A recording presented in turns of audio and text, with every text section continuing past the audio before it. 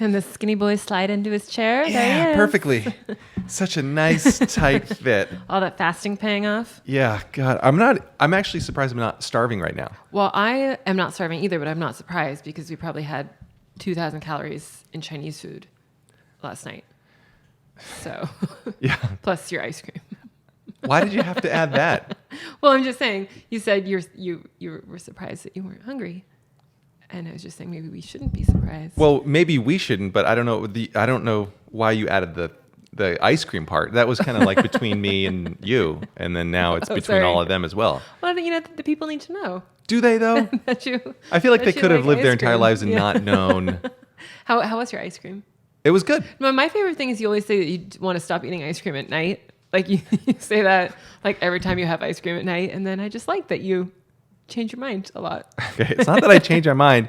Part of it is that I want to get it out of there. And that the nighttime seems like a good time to do it. I know it's not good. Well, and you're at a disadvantage because I don't even really like ice cream, but every now and then I want a bite of ice cream. So I buy it, and I literally, let's start a timer. And I buy it and I eat one bite of the ice cream.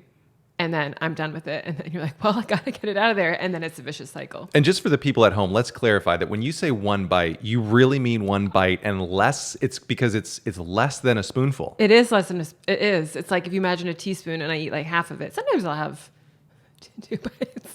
Yeah. But if I have ice cream, it is definitely way less than a small scoop.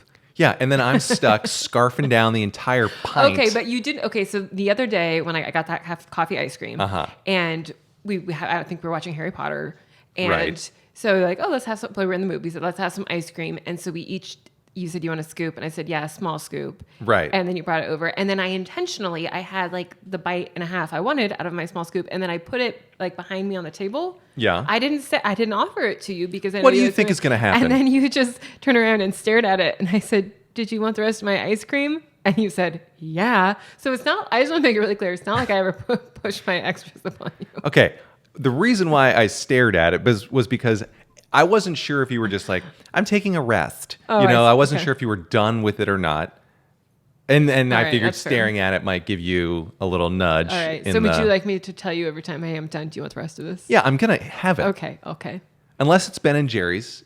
In which case, I'll probably have it, but not always, because I don't love Ben & Jerry's. You know, I used to, and I can't tell if they've changed or I changed, or if they just got rid of my favorite flavor, and what was your favorite flavor? It was one, like, they still have some with peanut butter, but they had one that was, like, vanilla-y peanut butter ice cream with peanut butter cups. And I feel like I'm going to complain for a second about ice cream, because we said we don't really like it, but the one exception is I freaking love peanut butter. Right. But every ice cream company, like, their flavors seem to be like chocolate and peanut butter. So it's always like chocolate ice cream with peanut butter, or it's like, maybe it's vanilla ice cream, but then there's like a lot of chocolate stuff in there. Yeah. And I'm like, I just want the peanut, like a little chocolate's okay. Like a Reese's amount of chocolate. What would happen if you just had peanut butter? You mean not peanut butter ice cream? Right. Yeah, that is. But I do like the light coldness of ice cream. Like that kind of feels like desserty to me. Could you do peanut butter out of the fridge or freezer? I could. And then I could put like a single chocolate chip in there, and that would probably, what I could do, because I like salt. And as a kid, I loved peanut butter and saltines. Yeah. I could do that, and I could just put like a chocolate chip on that. And that way it would feel desserty. On a saltine? Yeah. Something about saltine screams more like I have the flu unless I want dessert. No, but haven't you ever had like, I think I made it once, I can't remember, but there's like a recipe out there, I think, where you can like basically like bake saltines and like make them like toasty brown and then add chocolate. Like it kind of makes it like it's like kind of like Chex Mix, like Muddy Buddies is what I'm thinking of. Muddy, okay. Something like that. It's like that type of idea. Got it. I feel like this morning I had a Muddy Buddy after all that ice cream. Tell the people about, was your ice cream successful in counteracting your gas, as was your theory? No, It was absolutely not. His theory last night was that he was gassy, and then he had the ice cream, not a small scoop, I'm guessing. It was actually 2 scoops. 2 scoops. And then he said, I think that ice cream is going to counteract the gassy, which is great, because you've also told me sometimes that you think you're borderline lactose intolerant. So I think that's an interesting combination of theories that you had going on. Well, that's how the scientific mind works, Lauren. You have a bunch of different hypotheses, and you want to test them all out. Yep. And I was testing out that hypothesis last night. Thank you for being a man of science. I do what I can. Okay, so we're now. Oh, go ahead. No. Well, I had a thought. Yes. Because so we were trying to decide: are we going to pull from our little cup today to do a random topic? Right. And we might do that. We never know. But then before this, we're like, oh, are there any kind of like burning topics, pressing topics on our mind? Right. And we both said no. But then as you were setting up the camera, I did have one. Oh, what is but that? Then I forgot to tell you. Well, so it's actually, and I feel like we maybe have touched on this, but. And I can't remember how we got there, but yesterday yes, we were talking and I asked like what you were doing for the day. And you said something along the lines, I think you were going to do a podcast or asked if you're liking podcasts. Oh, yeah, the other day. Yeah. The other day I was thinking about it. And then we were talking about that and you said you like, I don't know, like maintaining or like tipping the balance towards basically the creation versus consumption balance ratio. Yes. That kind of idea. Yes. Because that's one that we talk about a lot. Well, because it was your thought. Well, so there's nothing. I don't know if this is accurate. I was gonna say there's nothing I hate more than just scrolling through Instagram or watching endless YouTube videos or watching the news or flipping through the news or anything. Basically, that to me is careless consumption because it's not meaningful in any way whatsoever. So I think I agree. I do agree. But like, what would you consider meaningful consumption? Like watching, so last night when we watched Haunting in Venice or A Haunting in Venice, whatever, that was meaningful consumption because I had my computer open at the same, but then I shut it because I'm like, no, this is a good movie. Well, that's true. And on the topic of meaning, like we decided to watch that. Like you had mentioned a while ago, like you're like, oh, that Tina Fey, whatever, looked good. Right. And so we kind of had it on our radar. And then I've been in like the mood for like spooky stuff. And then we watched a trailer and yeah, that is true. We were like, you know what? We want to watch that. Do you want to watch that today? And not only that, we started it like in the afternoon because we were having kind of lazy day. We started in the afternoon and we liked it so much, like the first like 5-10 minutes. And we're like, no, we're going to save this for when it's dark because it was a movie that called for a dark setting. So you're right. That is meaningful consumption. I follow now. Yeah. And it was so meaningful, especially like to your point of, no, we're saving this for the dark because it's spooky. I was reading, because it was so beautifully shot, I was reading that they actually chose, I know productions do this, but they actually chose the camera that they used because of its low light capabilities, because they really wanted to do, they wanted to do digital, not film, partially because of the low light capabilities, but B, because they knew they were going to shoot it with practical lights, meaning like candles, lamps, gas lights, as opposed to regular like light, like stage lighting and stuff to affect the scene. So they knew they were going to shoot with like candles and stuff, and then they're like, well, what's going to do well? Let's use the Sony Venice too, which I thought was a cool way to do it. Where it's like, and I know it's probably standard way to do it, but it's different than what an amateur or like a person like me would do. Where it's like, well, this is the camera I have. What can I do with it? They're like, what do we want to do? Let's go get a camera to do that. But anyway, it was so beautiful. That was conscious consumption to me. Agreed. So much so that it inspired me to go research, like, well, how did they shoot this? Why did they shoot it that way? Yeah. Anyway. Agreed. So that's a movie recommendation for you. Yeah, if you haven't seen it, Haunting in Venice, very, very good. Okay, so yeah, back to, what are we looking at? Oh, no, nothing. I just wanted to make sure we were recording, and we are. Excellent. That would be wah-wah. Okay, so, but back to, what would you call it? Careless consumption. Yeah, careless consumption versus conscious consumption. Oh, now we have like a title. This is great. Perfect. But yeah, I don't like the And ice cream fits into that too. Like conscious versus careless ice cream. Okay. It does, yeah. And it's ties with CC, Candid Creatives. Oh. This is just, yeah. Okay, so careless consumption. You are trying to avoid that, like cut back on. Okay, here's the question. Yes. Are you looking to cut back in your amount of careless consumption? So let's say that you do just hypothetically 2 hours per day. Are you looking to decrease that number, or are you just trying to make sure that you create more than you consume, more than you carelessly consume? Both. And I feel like they're related, because if I'm spending more time creating, then I have less time for the careless. If I'm spending more time, if I'm spending more time creating, I have less time for the careless consumption, which means I want to maximize my consumption time, or optimize it, I guess. So then I'm going to lean towards conscious consumption. Was that the other word? I think so. Yes, careless and conscious consumption. Yeah. Okay. Yeah. So like instead of just having TV on in the background, like maybe I'll go to a different room or something and write and create something to produce, to put out in the world. And then I come back and it's like, oh, well, I only have a couple of minutes, or I only have 2 hours a day for this consumption. Let's watch a really good movie. I don't know. Yeah. Yeah. And I guess I haven't consciously as much made that decision recently to say, okay, I'm going to create more than I consume just because I've been feeling inspired anyway, which is nice. But I have noticed even just pulling back a little bit, like it's like the less that you do carelessly consume, just say consume, the less that you consume, it's like it feels weird then to consume, like when it's not like your default. Yeah. Then all of a sudden like that, like if when I look at my phone now and I'm kind of like, oh, because I've deleted Instagram from my phone. Yeah. Not close my account, but just for a while I'm like, I'm not even like using this. And I like you was just picking it up, and I don't really like Instagram, but it was just because it was on my phone. It's like the epitome of careless consumption. Oh, exactly. Because it was there and I would just click it. And another thing that has changed, and I think there's been like, I think there's studies. I don't think this is like my groundbreaking thing, but how I was trying to make my You heard it here first. Groundbreaking research. But I was making my phone all aesthetic. Yes. Pretty. So like I've done like, it's like a black background, and I've done like custom icons. So it's all black. Well, and for the once you people go at black, home. Yeah, but I was playing around with white, so probably in summer I'll switch.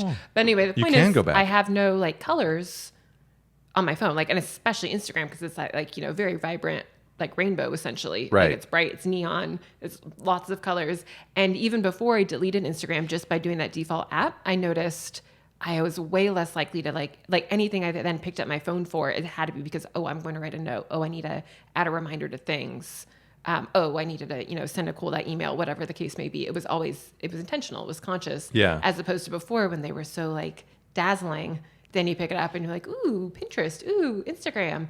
And then to go back to the study, didn't we like read somewhere, or maybe it was just like a tip we read where you can like change your phone to accessibility mode and it makes it like kind of like grayscale. Yes. It's the same as idea, just this is a little bit prettier. It's funny you mentioned that. There's a guy, there's a comic who I was sitting next to the other day at the club, and he was on his phone, and I noticed it was in black and white. And I don't know. I didn't ask him. I didn't want to ask him like, "Hey, are you doing that because you're colorblind, or are you doing it because you're trying to, be more like digital minimalist?" Yeah. Because it does make it less attractive just to like scroll indiscriminately through Instagram. Like if everything's just in black and white, then it's not as sexy as it is normally. Well, you have to kind of like think about it, especially like the way that I have it. Like the icons are pretty tiny. Like they all sort of look the same. You have to like really focus. Like, right. Okay, which one here? And yeah, it's been it's been effective, definitely. But then I think the plus side is even like now that I'm stepping away, I'm like, well, I don't even really want to be on this thing mindlessly scrolling. Like, and it's gotten me so much more excited about working on so many other things. There is, that's actually the same reason I have my apps set up. I don't have a home screen with apps on them. On my iPhone. I just have I don't know, do they call it library or something in the app library? So, yeah. Where it's that annoying view where it kind of automatically sorts them into categories. And it's because it's annoying. It is annoying, totally. But it's because it's annoying. It's the annoyingness of it that slows me down just enough. Yep. Where I'm like, that adds a little friction. Yes, just a little bit of friction where I'm like, I don't know if I really want to go into Instagram. Yep. Or wherever I'm going. And it's because it changes locations. It's not like it's in the same spot every time as well. So it's like, oh, I want to go into Instagram. Well, it's a kind of a pain in the ass. No thanks. Right. I'm yeah. good. And your habit's broken, right? Because it's not like, oh, you kind of like subconsciously know Instagram's on like, the like top left corner or whatever. Right. You got to go look for it if you want it. Well, it's the same way that having good habits like it's hard to set up a good habit, but it's like, all right, well, every day at 9 a.m. I go to the gym, and from 9 to 10, and then at 10 o'clock I break fast or whatever, have a shake. Like it's kind of on autopilot. Yeah, ice cream, which I was for a little while. I did add a scoop to my shakes to sweeten it up. See, that could be when I get ice cream. Oh, that could be a way that you could use it up. Like you could use that dud of oat milk. Oh God, that was a disgusting mistake. Oh, it wasn't disgusting. Wasn't it a little bit better than you thought it might be? Okay, I did. Fair. I thought the oat milk ice cream was going to be deplorable. Yeah. And it was just... I kind of had the same. I'm not buying it again. No, but you know what? I think I picked the worst possible flavor to go with oat milk ice cream. Because it was cookie dough ice. They didn't have peanut butter. So I got cookie dough ice cream, which like as a kid, I really liked. And I think because like cookie dough is already kind of like mildish and like sweet bland, and oat milk has a very strong, like I wonder, because they had oat milk coffee.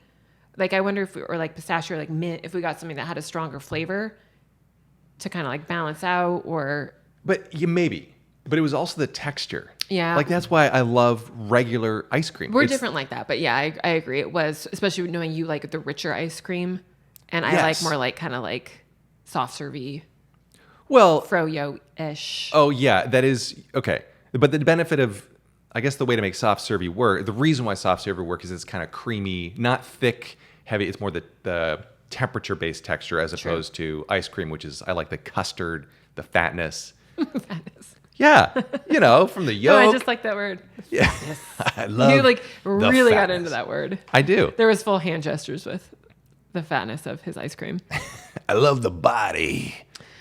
Okay, but yeah. So, oh, you just said. See, we need the pumpkins that we had last year. We do need the pumpkins. There was a thought that you just said, and now what'd you do with my? What did I do? I took down Halloween decorations because it's November. That's true. Now, like the big question is when Christmas is going up. But I'm not called yet. And when I get called, I get very called. I do. And I used to be so strict about, not so strict, but like in general, because my family decorated the weekend after Thanksgiving. Right. That was always my default. But like I've kind of been flirting. I will never do before Halloween, but I have been flirting with the before Thanksgiving decorating every other year or so. I'm all for it. Why not? I mean, we have all this, well, not us necessarily, but people in general have all these all these Christmas decorations. Right. You might as well keep them up for a little while. Like I think the perfect time to put them up is however long it takes so that by the time Christmas rolls around, you're kind of like, okay. Yeah. I'm ready. Maybe day after Christmas, you're like, let's get these things out of here. And we usually do. I think you're supposed to keep them up to like Epiphany, which is what, the January 6th or whatever, or like most people wait through New Year's Eve. We don't even really get that far. No, that's the insurrection. That's not the Epiphany. It is? the January 6th insurrection. Oh, but insurrection does sound like resurrection, epiphany. I know. I was like, wait, am I that far away from my Catholic days that I don't remember this term? I just slide it right under. Well, I should have known by the little smirk. Yeah. Okay, so yes. we're going to save that Christmas conversation because I think when we decorate, we're going to give these people a real treat and describe in detail because I had to pick my theme and I haven't picked my theme yet. And yes, I do have a Christmas theme. My mom is going to be waiting to see how we decorate Fred. I know. Fred's going to get a lot of twinkle lights. I will say that. Fred will be... Twinkle lights? Yes. Okay. Yeah, and actually, same way we did, I decorated all the boys. All of our plants are boys. We've got lots of plants, and I decorate them at Christmas with lights.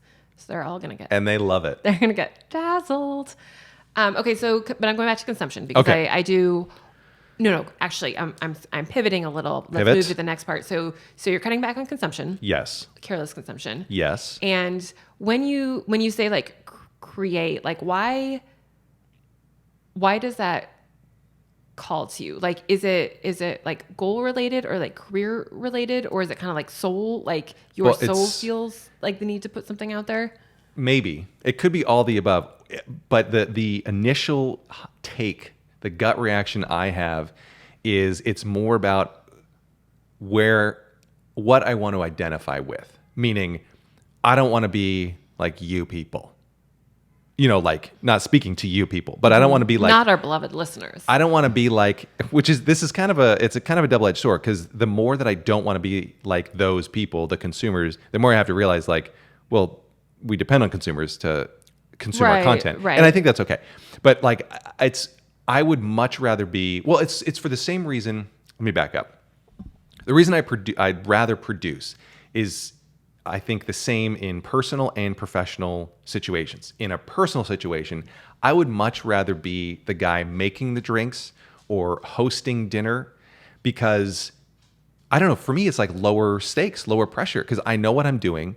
And plus, it sets me apart from everybody else. And there's something, I don't know, I think that's what I keep coming back. I don't want to be with everyone else. I want there to be... An elite factor? Yeah. I want there to be a 3-foot bar between us. I would rather be in the kitchen. It goes back to my theater days in high school. Well, and our theater days in high school, where it's like I would so much rather be the guy on stage, hanging out with the people on stage and backstage because we're a bunch of weirdos. But you belong there. Yeah. And when you're in the audience, you're just one of a million people. Nobody sticks out. You're all just whatever. So yeah, that's why I want to be on the side of I want to be on the production side. Well, okay. I will say I don't really feel that necessarily, but then I also think we're just wired so differently. Where like I don't even think about that, like the idea of where I want to be at a dinner party. We're just like, somebody feed me. So maybe I think I'm on the other side of like, somebody just bring me the drink. And this is why a relationship works. And put this cheese plate in front of me. But I think, and I think maybe you like brushed on this briefly, so maybe we're not totally different here, is like I find in conversations, not always, but in general in conversations, the people that I enjoy speaking with the most and the conversations I enjoy the most are with people who have created something. Yes. So I find it so much more interesting. Not that, I mean, like sometimes you can talk to somebody, but you're like, oh, maybe you're like, oh my gosh, I just read the most amazing book. And of course, like those can be great conversations. We've had them here of like, this book really impacted us, or the movie, right? Like there can definitely be instances of consuming something that you like, but you're right. There are some people that, and like, we know who they are continually like sending or talking about the stuff that they've consumed. But like, you're like, but I'm like, but what have you been doing? And then you realize, oh, they haven't been. Not that everybody has to be like a creator making a YouTube video or whatever, but like you realize like sometimes the people that are just consuming are a little less interesting to speak with than the people that are like, okay, but what have you done? Like take that consumption and get inspired by it and do something. Like I love talking to those people. So to your point, like I want to be one of them. Yeah. Yeah. Yeah. It's very, yeah, at least we both share that in common. Mm-hmm. And it's also like if we're just consuming then, and just sending a YouTube link or hey, just forwarding something. Like if I'm all I'm doing is consuming and then just bouncing it around, it's why am I even here? Mm-hmm. Like I would much rather offer humanity. Maybe that's it. Maybe that's my identity is like, I'm here to actually offer humankind something to think about or to do, whether it's entertainment, doesn't have to be thought provoking, but it's still like, I'm going to help you waste time better. Yep. That's my job. Well, it's almost, sorry, I got so excited about this, but like that is really true. And we've talked about this before too, of like at the end of your life, right? Whether that be like tomorrow or if you live till like 99 of sort of like, okay, what did I do? Like, do you want to be the person that's just like, well, I watched every season of Grimm 5 times in a row, talking to myself here because I'm a big Grimm fan, or like do like, oh, I just watched like Bones 10 million times. And of course, like I think there does have to be a balance, right? Like there is something. Sometimes I actually can get creative inspiration from consuming something. So I'm not saying you should never watch TV, never read a book. Like obviously, I think that is important. But like when I look at like what makes me feel really good and energized and like productive at the end of the day, week, month, whatever, year, it's like, okay, well, like what did I create? Like, yeah, it really does come down. Well, and we don't have kids, and I think that would be what a lot of people might lean on is like, this is what I created, well, and that's totally, yeah. We don't have that outlet, so we do this podcast and write books, and okay. Well, and I can't remember which philosophers would argue that one of the reasons why people either have children or create anything is to propagate their own idea. Like it's kind of to propagate the species, but it's also to just continue on and live forever. Yeah. Like, and there's got to be something about like just this sort of like need to put your stamp on the world. It's the guy who did the Elan Vital. I keep hearing the voice of the Story of Philosophy, Will Durant's narrator, and I can't remember who it was. But anyway, Elan Vital. Anyway. Well, speaking on the note of philosophy, something you were saying made me think too about that idea of like we want to be creators instead of consumers. And I think sometimes what calls me about that is like creating is really hard and like it's borderline unpleasant at times because one, like you're putting yourself out there, which is always, we've talked about like that is vulnerable as heck. Yeah. You set yourself up for the YouTube trolls and like also feedback that you didn't ask for. I mean, like every time like there is that's just part of what comes with it, right? I'm not even complaining about it because it's just what happens when you put stuff out there, but it is difficult. And I wonder if that's not part of why we like it a little bit, knowing that we're fans of like the Ryan Holiday set, like the obstacle is the way, that whole like stoicism, like there really is, like there is something so like deeply satisfying about hard work, emphasis on the hard, I think, like when it is difficult because it is so much more painful in a lot of ways to sit down and try to write your own screenplay than it is to turn on YouTube and watch something. But I feel like after you sit down and write that screenplay, I feel like I'm a better person because of it. Like not just a nicer person, whatever, but I feel like it's almost like working out. Like fuller person kind of. Yeah, a fuller person where after I come back from the gym, I feel spent. Like I feel like my body did something and hopefully I'm a little bit fuller because of it. But doing something hard, creating something, I think makes me feel the same way before my mind or spirit. Yep. And sometimes working out can totally... It really is like, because sometimes it can just suck. Like there are times, especially if it's like not a great run day, and I'm like, I hate this. Like it's kind of miserable, but it's like good miserable. And then when you're done, you're like being miserable for that 45 minutes was so much better than being comfortable for those 45 minutes. I have never enjoyed any minute of any workout ever. Really? Not even on a run? No, I hate running, but I love having run. Yeah. To be fair, like I've maybe like in the 10 plus years I've been running, I think I've had like 2 runs where I'm like, oh, I think I touched that endorphin thing for half a second. So I am kind of with you. It's really enjoyable. Yeah, I have to manufacture the love of it. Like when I'm each rep or something of a bench press, I'm like, I have to think about. Actually, I try to take my mind elsewhere. I try to go someplace else. My goal is always to try not to be aware that I'm working out. Right. So I gotta have my right Taylor Swift playlist. It's the same. It's the same thing. Like when I take a cold shower afterwards, and all I can do is take my mind to a different place, and usually that place is I can't wait to tell people about this cold shower. Interesting.